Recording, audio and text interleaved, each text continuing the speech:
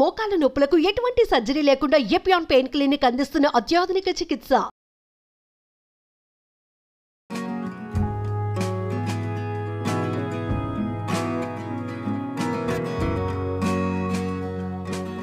Welcome to Suman TV. ఈరోజు ఒక special item అండి, రాగి పిండి. ఇంతకుముందు స్ప్రౌట్స్ రాగులు మొలకలు తెప్పించిన రాగి మాల్ట్ చేయటం ఎలా అని ఒక వీడియో చేసాం చాలా కాలం క్రితం. అది చాలా సూపర్ హిట్ అయింది. బాగా అందరు చేసి చూపించండి అని అడిగారు, కానీ నేను స్టూడియోలో చేయటం వల్ల రాగులు నానబెట్టడము, అవి మొలకెత్తడము, వాటిని వేయించడము, ఆ తర్వాత వాటిని పొడి చేయటము, ఇవన్నీ నేను చూపించలేకపోతానండి, ఇక్కడ చేయలేకపోతాం. పైగా దానికి దశల వారీగా చేయాలి కాబట్టి జనరల్గా చెప్తున్నా, 1 కేజీ రాగులు శుభ్రంగా బాగు చేసి కడిగి గాలించి ఒక రోజంతా నానబెట్టాలి.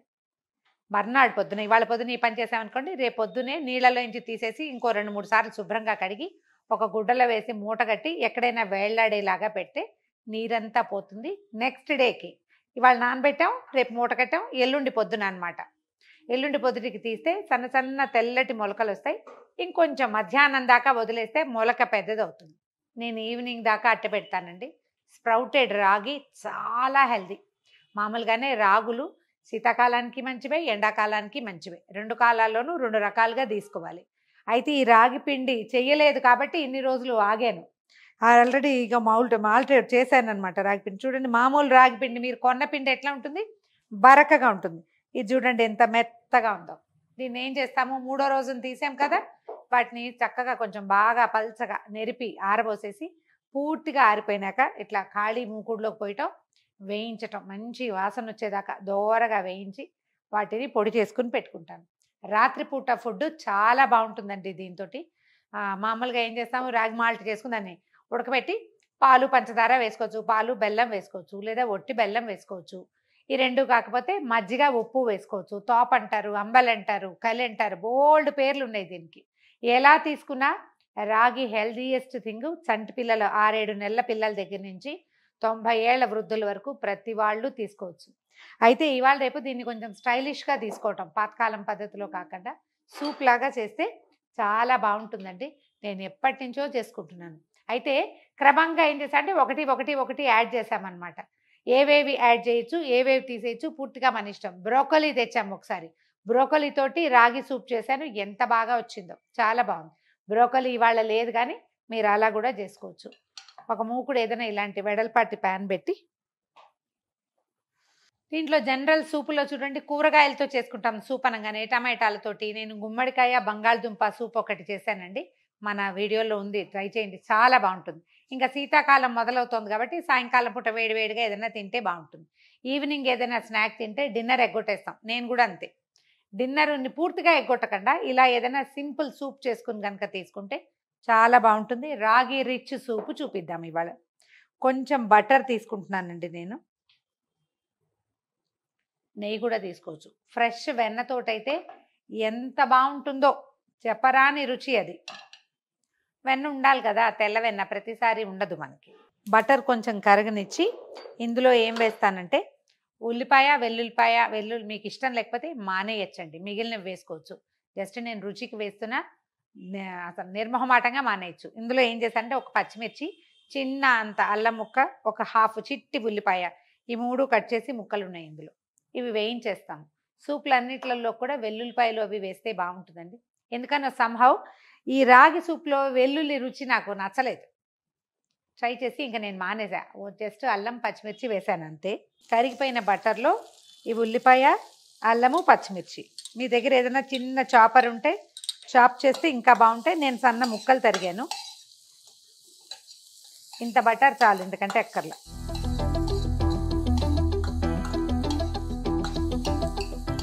బ్రోకోలీ ఇందులోకి చాలా బాగుంటుందండి. హైదరాబాద్లో అక్కడక్కడ కనపడుతుంది. క్యాలీఫ్లవర్ గ్రీన్ కలర్లో ఉంటుంది, క్యాలీఫ్లవర్ లాగా, అది మహా బాగుంటుంది. కొద్దిగా వేగాక ఇందులో ఏం వేస్తున్నాను, బీన్స్ సన్నటి ముక్కలు తరిగాము అవి కూడా, తర్వాత క్యారెట్ కూడా చిన్న ముక్కలు తరిగాం. వీటి వల్ల ఏంటంటే సూపు ఒట్టిగా తీర్థానికి తీర్థం, ప్రసాదానికి ప్రసాదం లాగా కాకుండా రిచ్గా అవుతుంది, కొంచెం క్వాలిటీ పెరుగుతుంది, రుచి పెరుగుతుంది, ఏమంటే న్యూట్రిషన్ కూడా పెరుగుతుంది.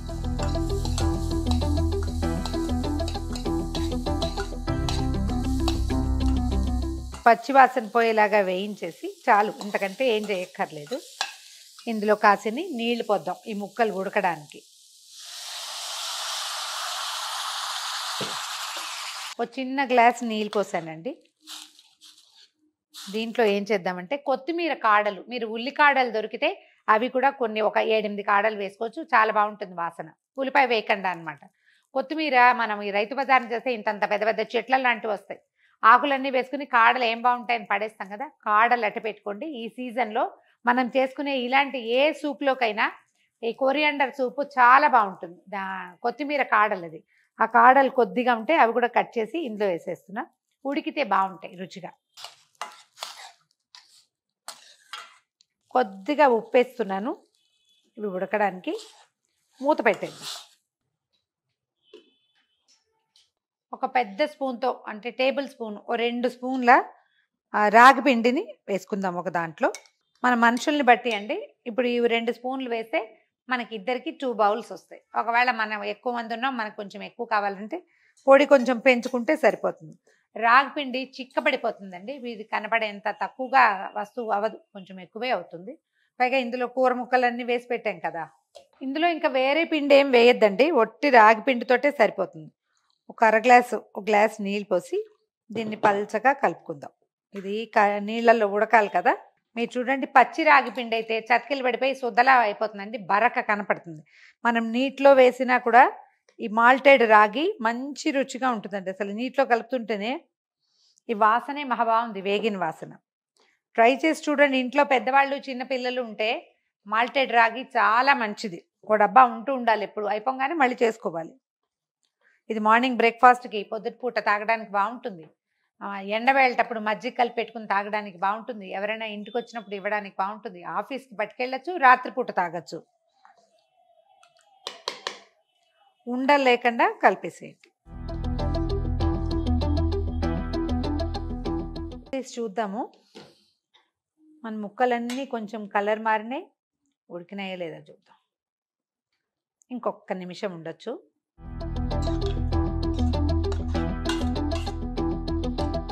ఇప్పుడు ఏం చేద్దామంటే మనం ఇది పలచగా కలిపి పెట్టుకున్నాం కదా రాగి పిండిని ఈ నీటిలో పోసేద్దాం. సిమ్లోనే ఉంచండి.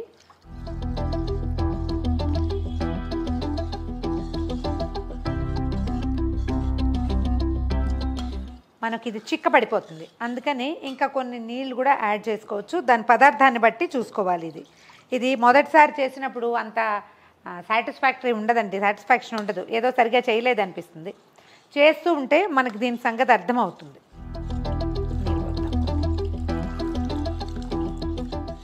ఇలా ఉందనుకోండి, ఇంకొక నిమిషంలో ఇది చిక్కబడిపోతుంది. కాస్త స్టవ్ పెంచితే మనం చూడండి, ఒక స్పూన్ తీసామంటే ఇందులో కొన్ని కూరలు వస్తాయి, ఖచ్చితంగా రుచిగా ఉంటుంది, బాగుంటుంది. 2 నుంచి 5 నిమిషాల పాటు పడుతుందండి, పిండి ఉడకాలి కదా. ఈ పని అంటే రాగి పిండితో పని చేయటం అలవాటు ఉన్న వాళ్ళకి ఈజీగా తెలుస్తుంది, ఇది ఉడికింది లేదు. దీంట్లో ఉన్న ఆ టెక్స్చర్ మారిపోతుంది అనమాట. ఇదిగో చిక్కగా అవుతుంది చూడండి. మనకి ఇంకొంచెం పలచగా కావాలంటే మరి కాసిన నీళ్ళు పోసుకోవచ్చు స్టవ్ మీద ఉండగానే. దింపేసాక నీళ్ళు పోస్తే రుచి బాగుండదండి, ఉడుకుతుండగా పోస్తే టెక్స్చర్ అడ్జస్ట్ అయిపోతుంది అనమాట.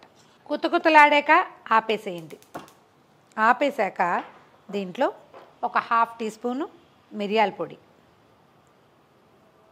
నేను మొదట పచ్చిమిర్చి వేసాను కానీ అంత కారం ఉండదండి, రాగి చప్పగా ఉంటుంది, బాగా చప్పటిది. ఎంత మంచి వాసన వస్తుందో, మిరియాల పొడి వేసేసరికి ఎక్సలెంట్ వాసన వస్తుందండి. కావాలంటే ఒక చిటికి తగ్గించుకోండి మీ అలవాటుని బట్టి. తర్వాత ఒక నిమ్మకాయ పిండిద్దాం, ఒక 1/2 చెక్క వేస్తే సరిపోతుంది. స్టవ్ నుంచి దించేసానండి, వేడివేడిగా వడ్డిచ్చేసేయండి. దీన్ని చల్లారినా కూడా చాలా బాగుంటుందండి, నాకేమంత అభ్యంతరం ఉండదు. కానీ ఈ సీజన్లో కొంచెం వేడిగా తీసుకుంటే బాగుంటుంది. నేను బోల్డ్ సేపు మాట్లాడాను కానీ అంత పని ఏమి ఉండదు, తొందరగానే అయిపోతుంది. వేడి వేడి రుచికరమైన ఆరోగ్యవంతమైన రాగి సూప్. ఇందులోవి కొన్ని మార్చుకోవచ్చండి. కాలీఫ్లవర్ వేసుకోవచ్చు, చిన్న ముక్కలు తరిగి. తర్వాత క్యాబేజ్ లాంటిది వేసుకోవచ్చు, బ్రోకోలీ వేసుకోవచ్చు, ఉల్లిపాయలు మానేయచ్చు, లేదా ఉల్లికాడలు వేసుకోవచ్చు. మిగిలిన రుచులన్నీ మనం ఏవైనా మార్చుకోవచ్చు. జస్ట్ బేసిక్ ఇంగ్రీడియంట్స్ మాత్రం వేసుకుని కూడా సింపుల్గా తయారు చేసుకోవచ్చు. పాలు మజ్జిగ కాకుండా ఇలా నిమ్మరసము వాటితోటి కూడా మనం ట్రై చేసి చూడండి. ఈ వీడియో కనుక మీకు నచ్చినట్లయితే లైక్ చేయండి, షేర్ చేయండి. మరిన్ని ఇంట్రెస్టింగ్ వీడియోల కోసం సుమన్ టీవీకి సబ్స్క్రైబ్ చేసుకోండి.